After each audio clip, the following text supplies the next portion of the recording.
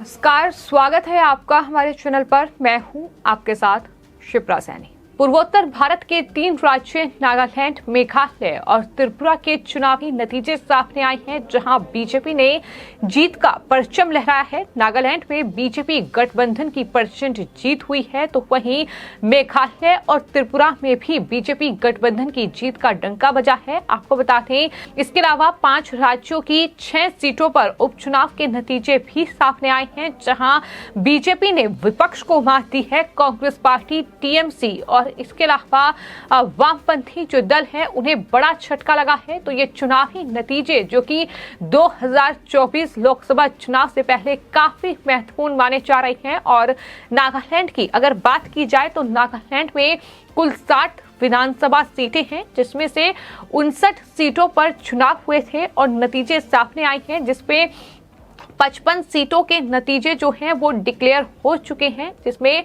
12 सीटों पर बीजेपी जीती है, तो वहीं 23 सीटों पर एनडीपीपी ने जीत हासिल की है। इसके अलावा 2 सीटों पर एनडीपीपी फिलहाल आगे चल रही है। वहीं रिपब्लिकन पार्टी ऑफ इंडिया की अगर बात की जाए तो 2 सीटें रिपब्लिकन पार्टी ने हासिल की है।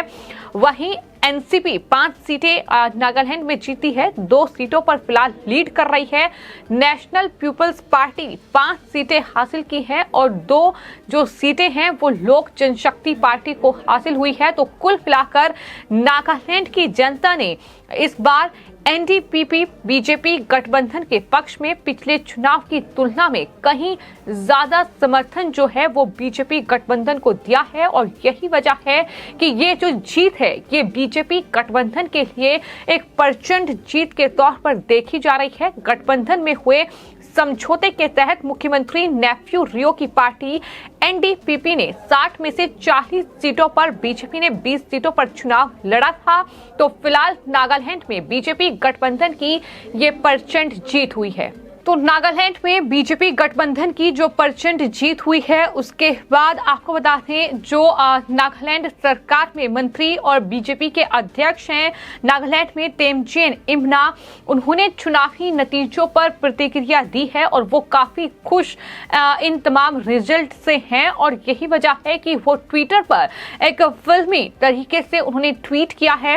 उन्होंने शाहरुख खान की फेमस मूवी बाजीगर के एक डायलॉग को लिखा है और अपनी जीत के बारे में अपडेट किया है। तेमचंद ने ट्वीट करते हुए लिखा कि हार कर जीतने वाले को ... कहते हैं। इस तरीके से उन्होंने जाहिर तौर पर खुद को बाजीगर कहा है, जिस तरीके से उन्होंने जीत हासिल की है। एक तस्वीर इसी के साथ उन्होंने दरअसल पोस्ट की है, काफी वायरल सोशल मीडिया पर यह तस्वीर हो रही है।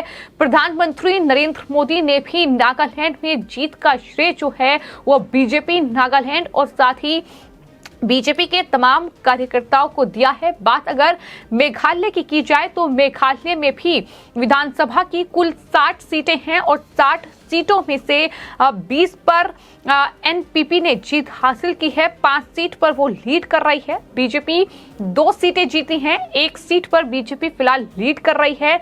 टीएमसी ने 4 सीटें हासिल की हैं, 1 पर लीड कर रही है। कांग्रेस पार्टी जीती है 5 सीटें और वहीं यूनाइटेड डेमोक्रेटिक पार्टी ने 11 सीटें हासिल की हैं। यूनाइटेड डेमोक्रेटिक पार्टी जो कि बीजेपी के साथ गठबंधन में वहां चुनाव लड़ रही थी, हालांकि एनपीपी जो है वो बहुमत से दूर रही, लेकिन अब सरकार गठन के लिए गठबंधन पर मंथन जो है वो शुरू हो गया है। और साथ ही असम के मुख्यमंत्री हिमंता बिस्व शर्मा ने एक ट्वीट किया है, जिसमें उन्होंने ये जानकारी दी है कि मेघालय के सीएम कॉन्ट्रोड संगमा ने केंद्रीय गृह मंत्री अमित शाह से फोन पर बातचीत की है और उन्होंने नई सरकार बनाने में उनका समर्थन और आशीर्वाद मांगा है। यानी मेघालय में भी बीजेपी गठबंधन की सरकार बनने जा रही है। ये अपने आप में विपक्षी दलों के लिए बड़ा झटका है, खासतौर पर ममता बनर्जी की पार्टी जिस तरीके से धराशायी हुई है, ये उनके लिए बड़ा झटका है। और इस जीत पर लगातार बीजेपी के नेता काफी गदगद नजर आ रहे हैं, क्योंकि नॉर्थ ईस्ट वो इलाका जिसको लेकर लगातार राजनीतिक सरगर्मियां देखने को मिली है, लेकिन जिस तरीके से चुनावी नतीजे सामने आए हैं वो अपने आप में बीजेपी का हौसला अफजाई करने के लिए काफी हैं और यही वजह है कि जश्न लगातार देखने को मिल रहा है। जश्न में बीजेपी के कार्यकर्ता और नेता डूबे हुए हैं। आज प्रधानमंत्री नरेंद्र मोदी दिल्ली में बीजेपी हेडक्वार्टर भी जाएंगे, जिसकी तैयारियां हो चुकी हैं। तो इस तरीके से बीजेपी इन चुनावी नतीजों को लेकर जश्न में डूबी हुई है। वहीं बात अगर 5 राज्यों की 6 सीटों की जाए जिन पर उपचुनाव हुए हैं, जिसमें आंध्र प्रदेश, तमिलनाडु, पश्चिम बंगाल, महाराष्ट्र और साथ ही झारखंड शामिल हैं। इन 5 राज्यों की 6 सीटों पर उपचुनाव के नतीजे सामने आए हैं, जहां झारखंड की रामगढ़ सीट पर जो चुनाव हुआ है, जिसमें जो एनडीए का सहयोगी है ऑल झारखंड स्टूडेंट यूनियन, उसने जीत हासिल की है। और वहीं बात अगर महाराष्ट्र की जाए तो महाराष्ट्र में 2 सीटों पर उपचुनाव हुआ, जिसमें चिंचवाड़ और कस्बा सीट है। इसमें से चिंचवाड़ सीट जो है वो बीजेपी के खाते में गई है, चूंकि बीजेपी की ही की सीट थी। और वहीं कस्बा जो सीट है उस पर कांग्रेस पार्टी के उम्मीदवार ने जीत हासिल की है। वहीं बात अगर अरुणाचल प्रदेश की जाए तो अरुणाचल प्रदेश के तवांग जिले की जो सीट थी लुम्ना उपचुनाव यहां हुए और वहां बीजेपी के विधायक जम्बे ताशी के निधन की वजह से ये चुनाव हुए थे। लेकिन जम्बे ताशी की पत्नी शेरिंग हामू जो है वो चुनावी मैदान में उतरी और उसके बाद उन्होंने निर्विरोध जीत हासिल की, यानी कोई भी पार्टी ने अपना उम्मीदवार वहां नहीं उतारा और उनकी जीत हुई है। तमिलनाडु की अगर बात की जाए तो तमिलनाडु में कांग्रेस पार्टी के उम्मीदवार ने जीत हासिल की है। तो वहीं पश्चिम बंगाल में भी जो लेफ्ट समर्थित कांग्रेसी उम्मीदवार थे वो चुनावी मैदान में थे, उन्होंने जीत हासिल की है। ये टीएमसी ममता बनर्जी की पार्टी के लिए बड़ा झटका है, क्योंकि ये सीट पहले ममता बनर्जी की पार्टी के पास थी, लेकिन अब सुब्रत साहा के निधन के बाद इस सीट पर चुनाव हुआ।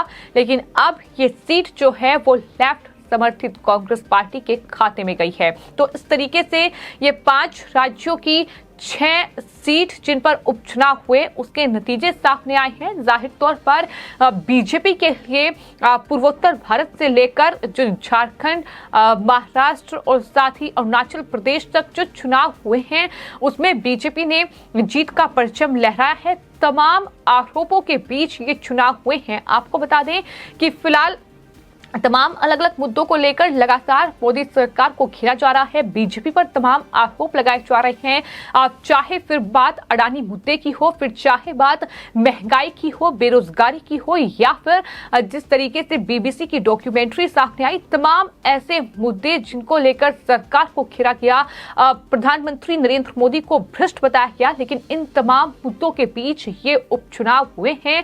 ये चुनाव 3 राज्यों में हुए हैं, जिसके नतीजे सामने आए हैं, जहां बीजेपी ने प्रचंड जीत हासिल की है। और यही वजह है कि तमाम बीजेपी के नेता गदगद नजर आ रहे हैं। प्रधानमंत्री नरेंद्र मोदी की ओर से ट्वीट किया गया है, जिसमें उन्होंने नागालैंड, मेघालय और त्रिपुरा को लेकर ट्वीट किया है। उन्होंने तमाम जो बीजेपी के कार्यकर्ता हैं इन राज्यों में उन्हें धन्यवाद दिया है और ये उम्मीद जाहिर की है कि आगे भी वो नॉर्थ ईस्ट के लोगों को किस तरीके से सशक्त बनाया जाए, किस तरीके से वहां टूरिज्म किया जाए, किस तरीके से वहां विकास किया जाए, इसको लेकर वो ध्यान देंगे।